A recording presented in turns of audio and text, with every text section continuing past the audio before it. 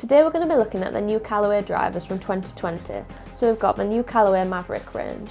Now I first saw these back in December when I was lucky enough to go out to Carlsbad in California, and since then we've had some samples back in the UK and we've been out and done some rigorous testing and got loads of numbers. But before we get into that, let's take a look at kind of the key differences between this model and last year's Epic Flash.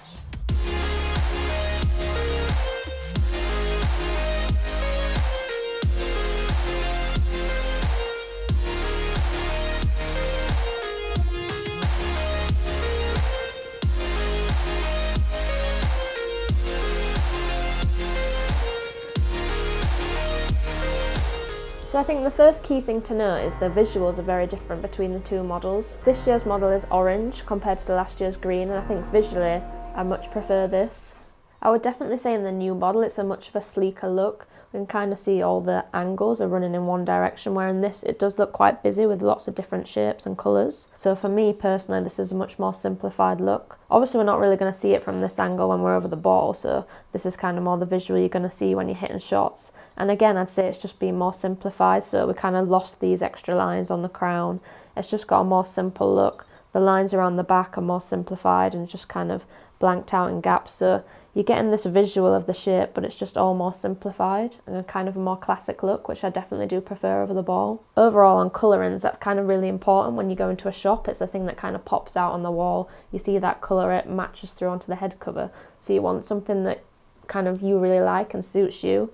Now, orange is not going to be for everyone. I kind of really like this. I think the tone of it's really nice, and I also like this kind of sparkle that's added into the gloss of it. That's not going to be everyone's cup of tea, so what Callaway have brought in this year is you can actually customise the colour. So there is an upcharge for it, but you can go online and personalise this, so you can pick any colour you want, be that of your favourite football team or just your favourite colour, and just personalise it so you get the look that you like. So what you might have noticed is we've no longer got this track in the new model. We've actually got a fixed weight instead. So what that's going to do is save a lot of weight. The track takes up quite a lot of weight in the club head, which means that you're kind of affecting performance in other areas. So taking that track out means the weight can be moved and used in better locations, so that's optimising your CG. So you're getting the optimal launch for your driver. So there are some key technologies that are shared between the two as well. So the jailbreak technologies come back into the new model, and we've also got flash face, but it has been upgraded for 2020. So the AI is being used, and that's the artificial intelligence. The supercomputer has actually redesigned a different head for each model in this range. So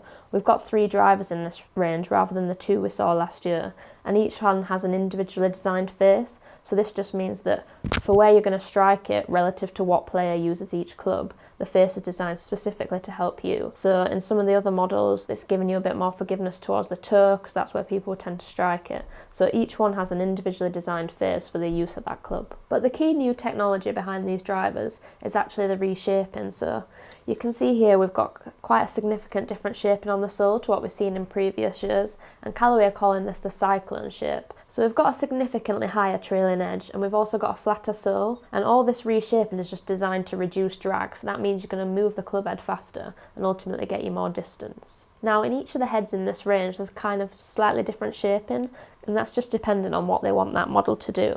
So we can see here in the Sub-Zero it's a slightly smaller head, and this is just designed for kind of your low spin club, and it's also for a bit more workability, so they're not necessarily people who are going to need loads more club head speed. So some of the extreme shaping that we saw on the sole in the Mavrik model, and we don't see in this. But then if we move into the Max, this is designed to be the more forgiving model in the range. So we see it's a bit bigger, especially in this shape in here. It's designed to be more forgiving but also be more draw bias. So this model is going to be for typically people who are faders or slicers of the ball. So the weight is repositioned more in the heel. So this is just going to give you that more draw bias shot. Now finally, Callaway have actually used artificial intelligence for something a bit different this year. I think one of the big things in the last model was that a lot of people didn't like the sound. They found it too high pitched, and it put a lot of people off buying the product even though they liked the performance of it. Obviously that's not ideal for Callaway because sound's not really one of your main performance drivers, but it was affecting people buying the product. So what they've done this year is used artificial intelligence to change the sound of this club. It's a lot deeper, and they've done that using ribs inside the club heads. The artificial intelligence, the supercomputer, has designed titanium ribs to go inside the club head that's going to help change that sound. So we see that it's a lot deeper, and it's just kind of more iron-like, and I would say it is much improved on last year's model. But anyway, let's take a look at the numbers that I found when I was out testing and see how this model compares to last year's Epic Flash.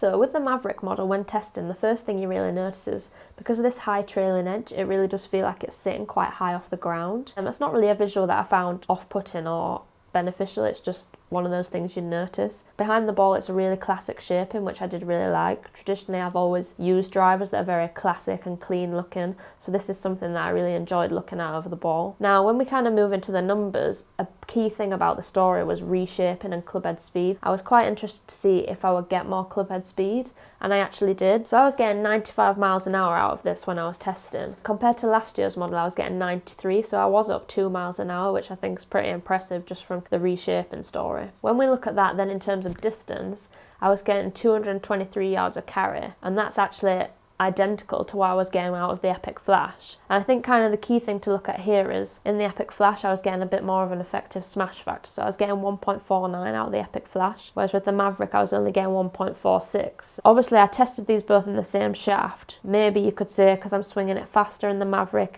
a slightly heavier or stiffer shaft would make my smash factor go up. We'll have to kind of put a custom shaft in it and see if that's true. The one thing I would say across the two models is a key thing I noticed is the ball fly was a lot more stable with the Mavrik. With the Epic Flash last year I did struggle a lot with the straightness of the shots and the forgiveness. I didn't feel like I could control it that well, whereas with this I felt like the quality of the shots was a lot higher, like I was able to control the direction a lot more. I think that's kind of seen in my lateral miss, which was a lot smaller with the Mavrik, like 10 yards more accurate with this, which obviously is a big difference. I think even though kind of the story was about the club head speed, that reshaping has obviously helped you with forgiveness as well. And that makes sense with the kind of movement of the weight they've moved around the head, it's going to affect the MOI.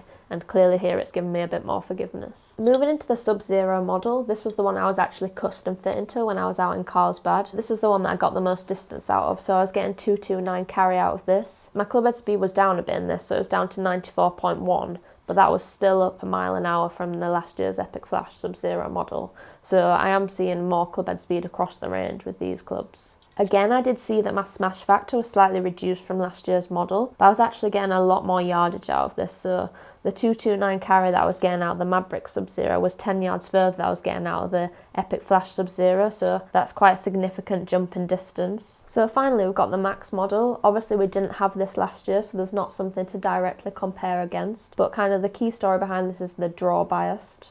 And I did really find that it did that. I already hit a draw as it is, so I found with this my miss was a bit too far left for what I personally like to see out on the course, but for someone who hits that right shot or the slice or fade, I think they're definitely going to see some benefit from this, because my dispersion kind of moved almost an extra 10 yards left from what it did with the two other models. So I think from that point of view, all the weighting that's in the heel is obviously helping getting that draw shot, because I was definitely getting a draw or an overdraw with this. In terms of clubhead speed, as you would expect, this was the lowest of the three. Obviously it's a bit bigger, so you're going to find it harder to move it through the air as quick. So I was getting just under 91 miles an hour of clubhead speed with this, and that was translating to 210 yards distance. I think that number was kind of smaller than the other two models because of the left miss. I wasn't swinging at it as fast because I knew I was missing it left, and that's my bad shot, so subconsciously it was stopping me really going at it. But for someone who has that right miss and needs that extra help and knows it's going to help them kind of bring that natural shot back to the middle of the fairway, I think they probably would get more speed out of it and more distance. So those are my first impressions of the Callaway Mavrik range. First off, on the visuals, I think they've really improved the look this year. Over the ball it's a lot more simplified. You've still got that classic Callaway look, but it's just been cleaned up a bit and it's a bit more tidy. And I would also say like the colouring is something I prefer. The orange really stands out for me a lot more than the green. Moving on to the performance, one of the things that I found most impressive with this range was just how consistent and stable the ball flight was with these. Often it's really easy to miss a driver really far right or left, and I just didn't have that shot with these clubs. The ball flight was so consistent, I felt like I could really shape the shots well. And I was getting more clubhead speed, which is what Callaway were promising with these. Now I wasn't necessarily getting more distance out of all of the models, I definitely got more out of the Sub-Zero, but I think maybe with a custom shaft we might see that change now we've got that extra clubhead speed, and see if we can get that smash factor up and convert it into more distance. So when we get some more shafts into the office to test, that's definitely something to explore and see if we can get more distance out of these. My favourite model was definitely the Sub-Zero. Not only was I getting the most distance out of this, but I was also managing to really control my flight. Sometimes I can get the driver going too high and get it too spinny, so this model was really controlling that, and I was just kind of hitting drive after drive down the middle of the fairway. So those are my first takes on the Callaway Mavrik drivers for 2020. Feel free to send some questions over and put them in the comments below. Don't forget to like and subscribe, and keep your eye out on National Club Golfer for more Mavrik content coming soon.